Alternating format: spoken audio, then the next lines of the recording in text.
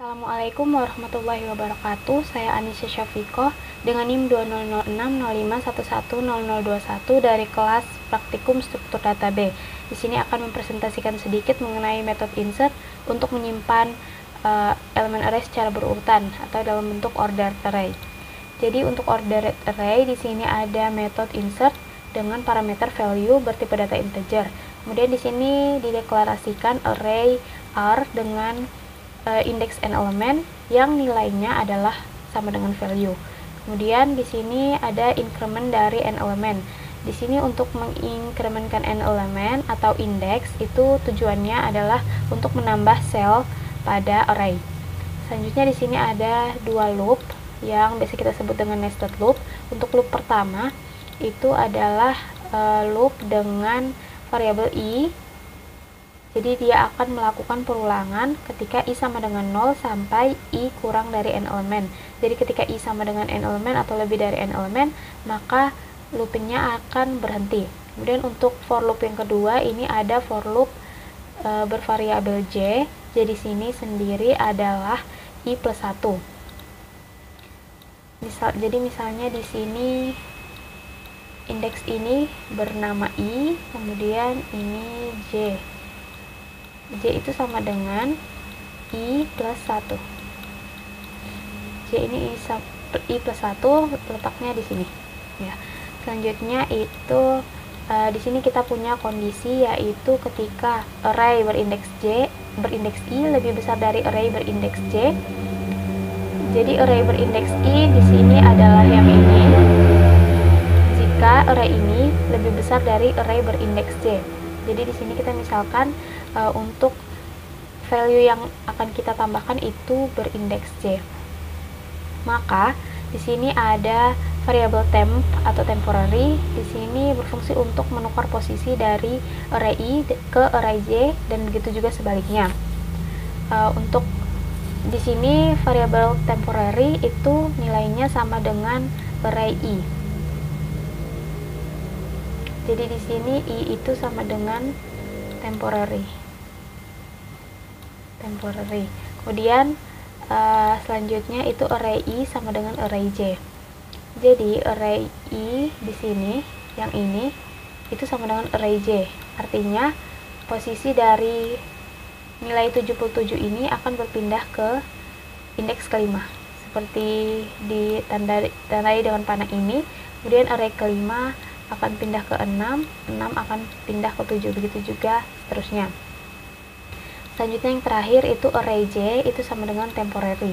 Jadi karena pada awalnya kita sudah mendeklarasikan bahwa i itu sama dengan temporary, sekarang kita katakan bahwa array j itu sama dengan temporary, maka nilai 66 ini dia akan mengisi temporary di sini.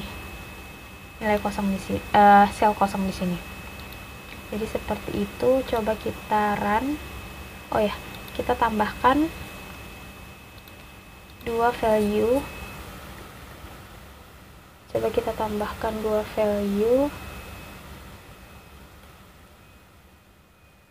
Ini 66 dan 50. Jika di run,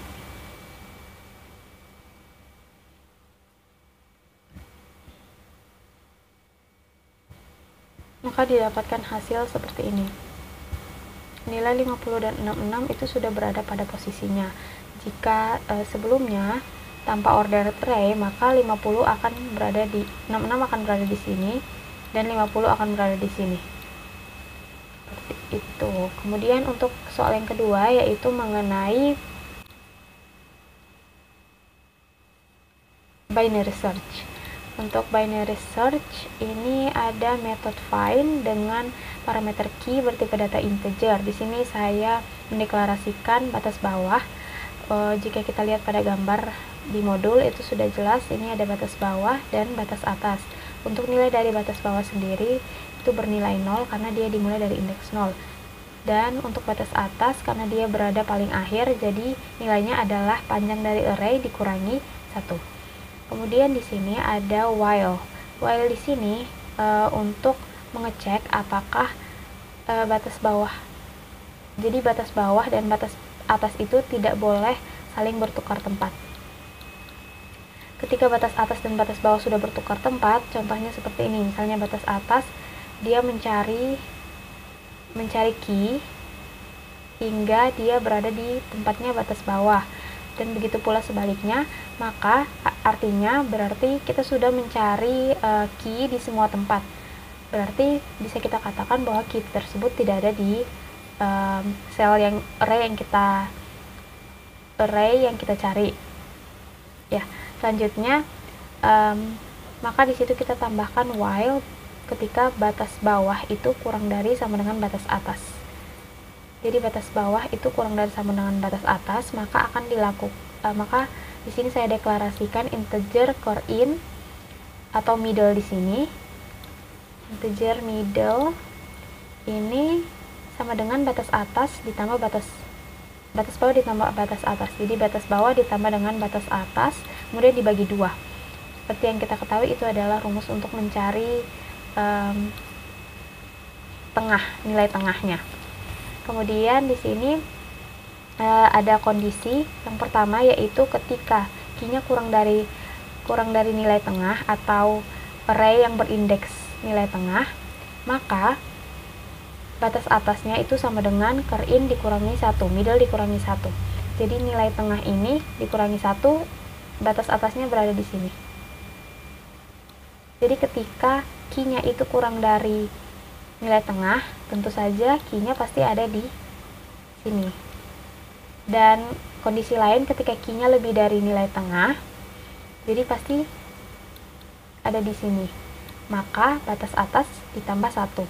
Dan kondisi yang terakhir yaitu ketika else ini ketika nilai key-nya itu sama dengan nilai tengah key-nya. Jadi langsung ditemukan nilai key, sehingga return true. Di sini kita coba cari, ini ada key 50, ini pada run sebelumnya kita sudah lihat hasilnya, dan selanjutnya kita akan coba cari nilai 50.